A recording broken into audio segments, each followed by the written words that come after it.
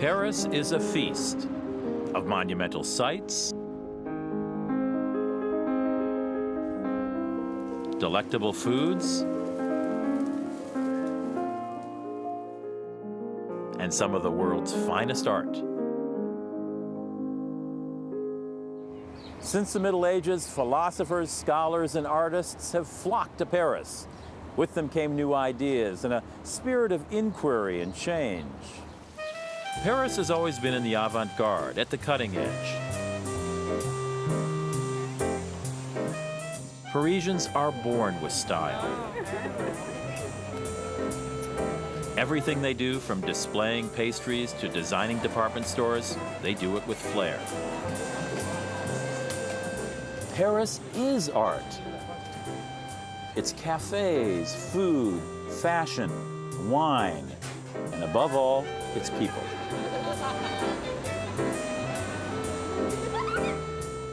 And the way I love to experience the art of Paris is on the streets.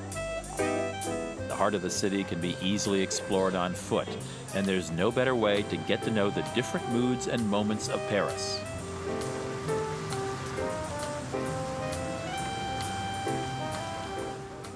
The city is split in half by the Seine. The right bank is the upscale side of town.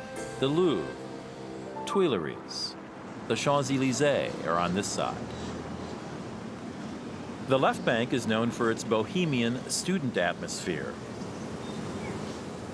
The Sorbonne is here, as well as the museum known for its impressionist collection, the Musée d'Orsay, and the Eiffel Tower. This is the Café de Flore on the Boulevard Saint-Germain, left bank. You know, writers and artists and even the architects of the French Revolution hatched a lot of their ideas in cafes. The writer Jean-Paul Sartre wrote one of his existential masterpieces right here, and in fact, I'm working on something pretty serious myself. Well, just as soon as I finish my pastry.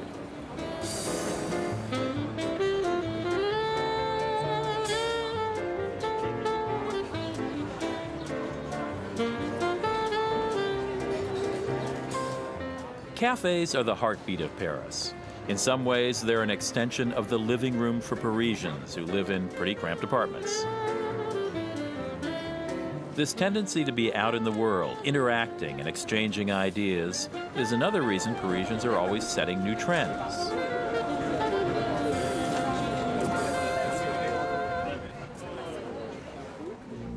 It started early, this desire to reach for the sky.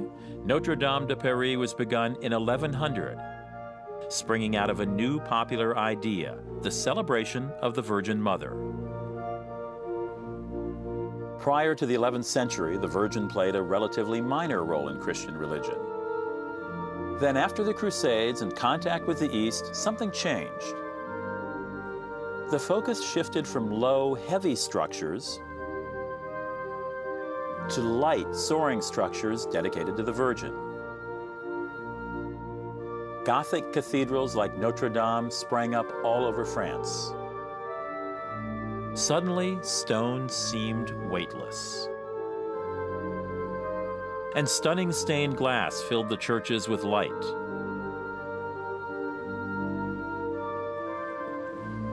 For the common people who spent most of their lives in small, dark dwellings, the airy cathedrals were marvels.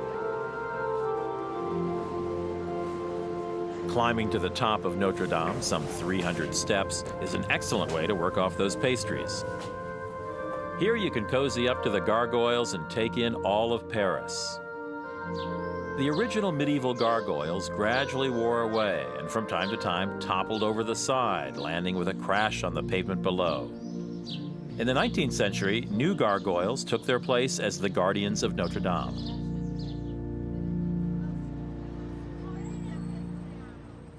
Just cross the Petit Pont near Notre Dame and you're in the Latin Quarter, named for the language of scholars that was spoken here.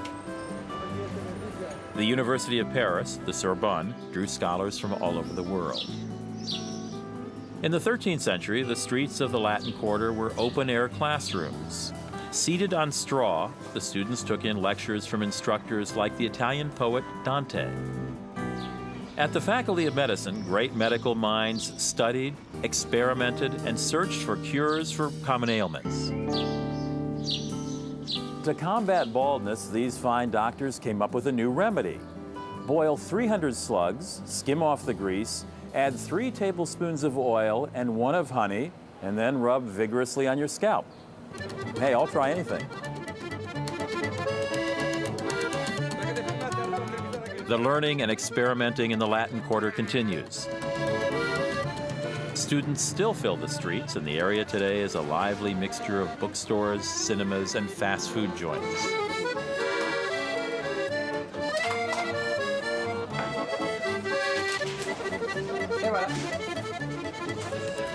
If there's still any doubt about the Latin Quarter's claim to learning and erudition, you just have to wander along the Seine in this area. The stands aren't selling hot dogs and beer, but books, books, and more books.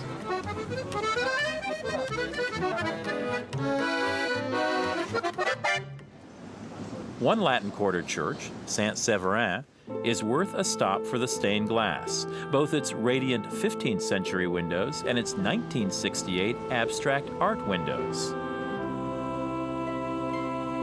Wander behind the altar into the palm tree grove named for the twisted columns. Saint-Séverin represents Gothic architecture in its later stages.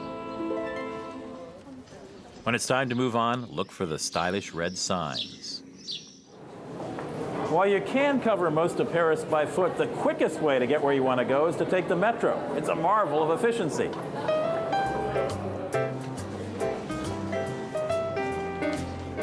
It's really quite easy. Study the map, pick your route. I'm headed to the Pompidou Center at the station Rambuteau. The end of the line is called Marie de Lila. So I follow the signs for that direction. Bonjour, monsieur. May I have a carnet, please? It's good to have spare tickets in case the ticket booth is closed. I always buy a carnet, a packet of 10. Merci, monsieur. Feed the ticket through the turnstile machine. It'll pop up further along. Then keep the ticket in a safe place. An inspector may ask to see it on the train and will fine you if you can't produce it. To change lines, follow the signs that say correspondence. To leave, look for sortie or exit. When the Pompidou Center opened in 1977, Parisians expressed outrage. They complained that this building showed a lack of respect for the historic character of the city. The Pompidou is a building turned inside out. Architects Richard Rogers and Renzo Piano ran the electrical, water, and ventilation systems outside the structure. The pipes and tubes are color-coded by function. For example, blue moves air, green water, and red moves people.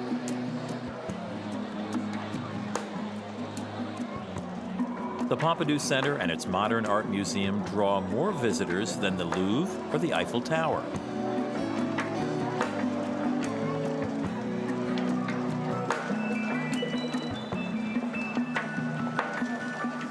Next to the Pompidou Center is the playful Stravinsky Fountain, a 1983 installation inspired by the music of composer Igor Stravinsky.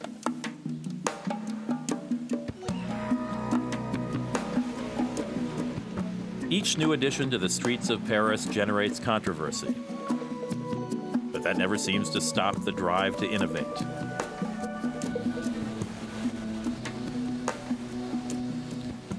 Parisians even ridiculed the Eiffel Tower. Built for the World's Fair of 1889 by Gustave Eiffel, a designer of railway bridges, the tower was condemned as a useless monstrosity. In time, of course, it became the very symbol of Paris. Another enduring symbol of Paris is the baguette. The French baguette is the tastiest sandwich starter in the world. Bonjour, madame. Avez-vous une baguette, s'il vous plaît? My favorite lunches in Paris are the ones that I build shopping the way Parisians do, from shop to shop. At the boulangerie, fresh bread and croissants are made throughout the day, not to mention quiches and tarts. I'm shopping on the Rue Claire, not far from the Eiffel Tower. Here, the shops flow out onto the street, and every day is market day.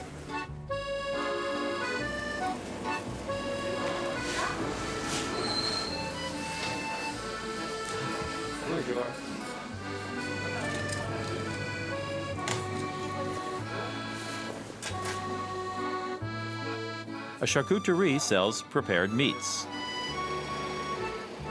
Madame, je voudrais jambon de Parma. De pain, oui. Oui. The selection in your average Parisian charcuterie is staggering. Dozens of hams, sausages, and pâtés. Vous voulez mettre le Merci, fromage madame. dedans? Oui, merci. Voilà. What's a baguette and jambon without fromage? Bon, merci. France is the cheese capital of the world. From the Alps to Normandy, hundreds of fresh cheeses are produced for sale in Parisian markets. Many fromageries not only sell cheese, but specialize in aging it in cellars below their shops. Finally, my weakness, a patisserie. Une tarte aux fraises, s'il vous plaît. Ah, a strawberry tart. In Paris, pastries are displayed like dazzling jewels. With food, as in art, in clothes, in life, the Parisians do it in style. Voilà, dans la poche, comme ça. Voilà. Bye bye. Voilà. Merci. Bye-bye. Thank you so much. Parisian streets host hundreds of markets. Try to catch one of the 62 roving farmers markets that spring up 2 or 3 times a week in certain neighborhoods.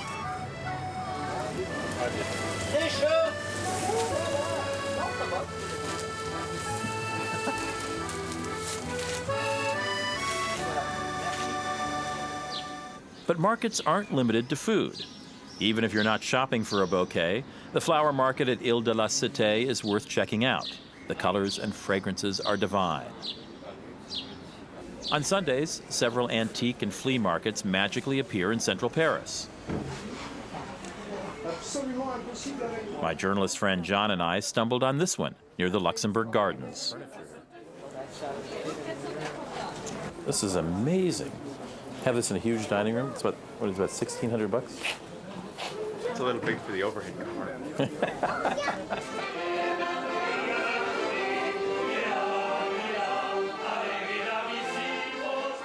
Many neighborhoods also throw street fairs. This one celebrates food from the Basque region of France.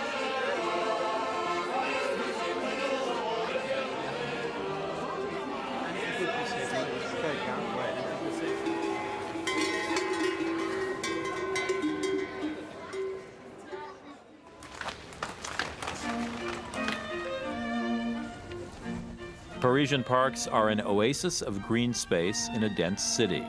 2 of central Paris's largest parks started out as royal gardens. In the early 17th century, Marie de Medici, the widow of Henry IV, had the Luxembourg Palace and Gardens built to remind her of the Pitti Palace in her native city of Florence. She was clearly following a trend.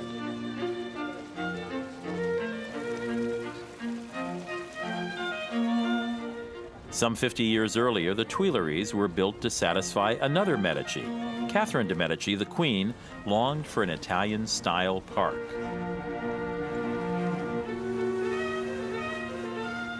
With the Louvre as a backdrop, the Tuileries still have a regal air about them.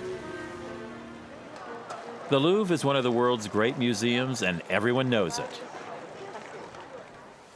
To avoid seeing the Mona Lisa over the heads of a small army, take advantage of evening hours and avoid weekends. A museum pass, please? You can buy a 1-, 3-, or 5-day museum pass at major metro stops or museums. Not only will you save money, with the pass, you can go to the head of the line. This trip, I'm headed for Paris's other preeminent museum, the Musée d'Orsay. Converted from a train station to museum in the early 1980s, the Musée d'Orsay houses art from the 1840s to the First World War.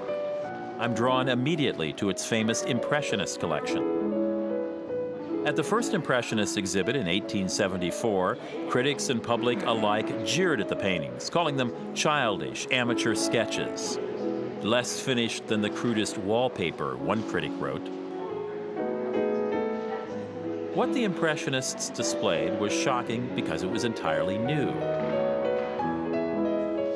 This group of renegade artists rejected the classical realism of paintings of the time.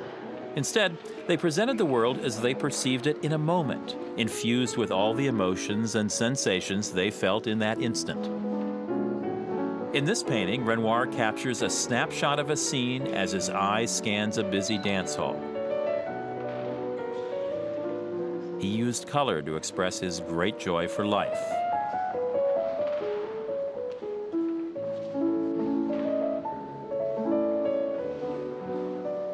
Monet often painted the same subjects to explore how they changed from moment to moment.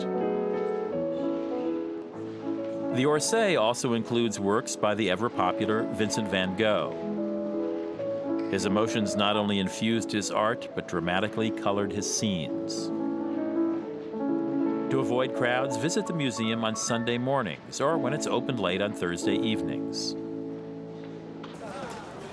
Many of the Impressionists, and later the Cubists, gathered in Montmartre, a still rural area of Paris in the 19th century.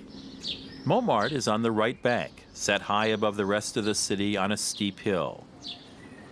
Dominating Montmartre is the church Sacré-Cœur. Like many Parisian landmarks, it caused controversy when it was completed in 1914. Montmartre is often loaded with tourists, but the area is still worth a visit for the quaint back streets. Here you can find traces of the rural Montmartre the Impressionists knew. Montmartre's central square is the lively Place de Tertre. Here street artists earn a living as they entertain passers-by.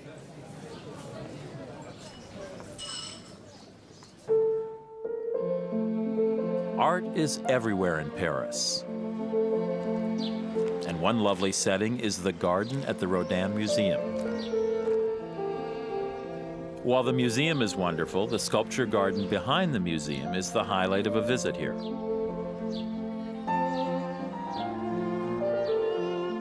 Sculptor Auguste Rodin was a contemporary of the Impressionists, and he too was misunderstood by many critics. Rodin masterfully captures the drama of the moment, from his portrait of the French writer Balzac, arrested in determined concentration, to a painter frozen in a moment of artistic revelation. In The Burghers of Calais, he depicts the way 6 men react when they're forced to abandon their town to an invading army. Most famous of all is Le Penseur, the thinker, a man heavy with thoughts.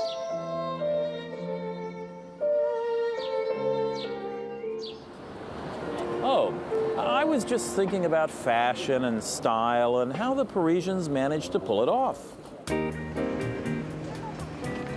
Cool, hip, chic, trendy, Parisians have a certain je ne sais quoi.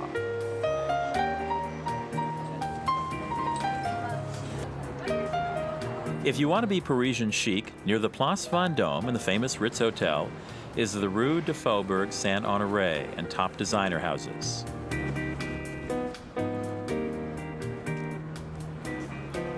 Or if you really want to fit in, find yourself a dog.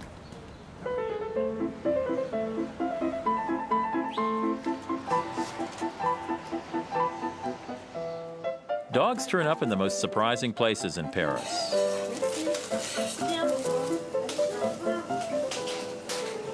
Everyone seems to have a canine accessory, so watch your step on the streets.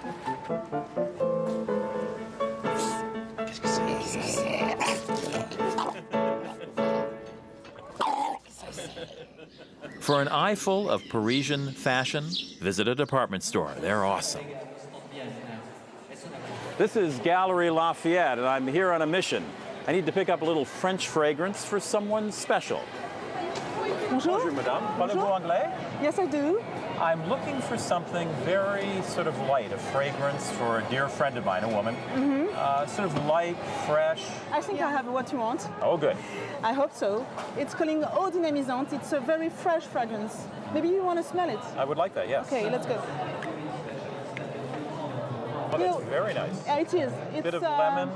You have some lemon, right? If you live outside the European community, you can get a refund of the hefty value-added tax on many purchases.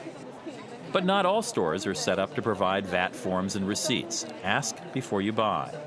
When you leave the EC, find the customs office at the airport and submit the VAT forms and receipts. A check will follow. Paris is a big city, but every section is like a village. I try to get to know the neighborhood I'm staying in. I become a regular at the local cafe, visit the shops, and try to get a feel for the place.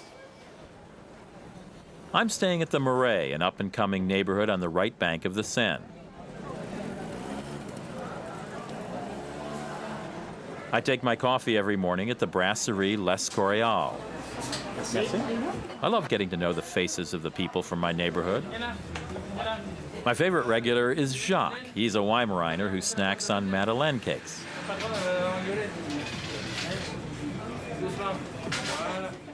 The Marais has had its ups and downs. When it was up, it was really up. The Place de Vosges, a royal residence, perked up this neighborhood in 1612. The Place housed princesses and duchesses, writers like Victor Hugo and Molière. In the 17th century, hot-blooded nobles engaged in midnight duels at the Place. The architecture of the Marais is proof of the wealth of this neighborhood in its heyday. You can still find massive wooden doors and elegant reliefs. In the 17th century, grand hotels rose up all over the Marais to house nobles visiting royalty at Place de Vosges. Today, many of the buildings are museums or government offices. Take a peek behind the street front doors to the magnificent courtyards. The Marais district is also the home of the Jewish quarter. If you're in search of a Jewish deli, the Marais has the best in the city.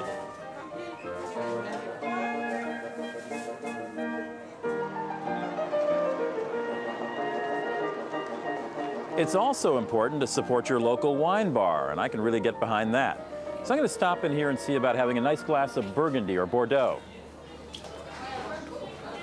Unlike cafes, wine bars offer little-known small production wines by the glass. The young one, what year? 98? 97. 97. It's a chance to taste and discover new favorites. This one is 98. Which one do you prefer? I think I like the Bordeaux. Generally, I like Burgundy better, but I like the Grave. Okay. Le coup de fou literally means Thank you. crazy elbow, in honor of the tradition of bending the elbow and tipping back a great wine. Santé. Santé.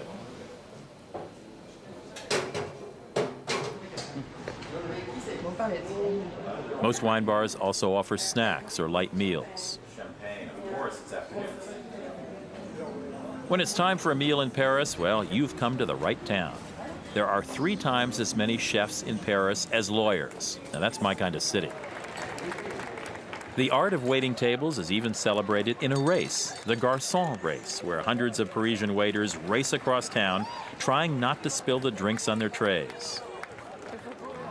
One excellent meal in Paris is a must. And in honor of the Latin Quarter and all that learning, I'm dining at Les Bouquinistes, near the bookstalls along the Seine. Les Bouquinistes is a small, trendy restaurant with light, flavorful fare.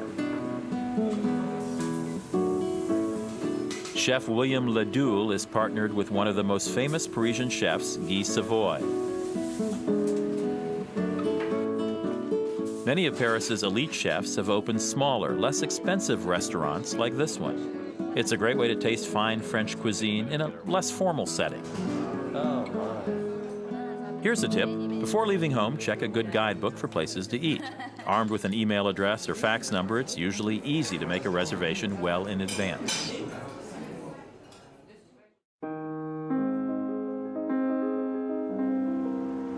If by day Paris is art, well, by night the city is a masterpiece.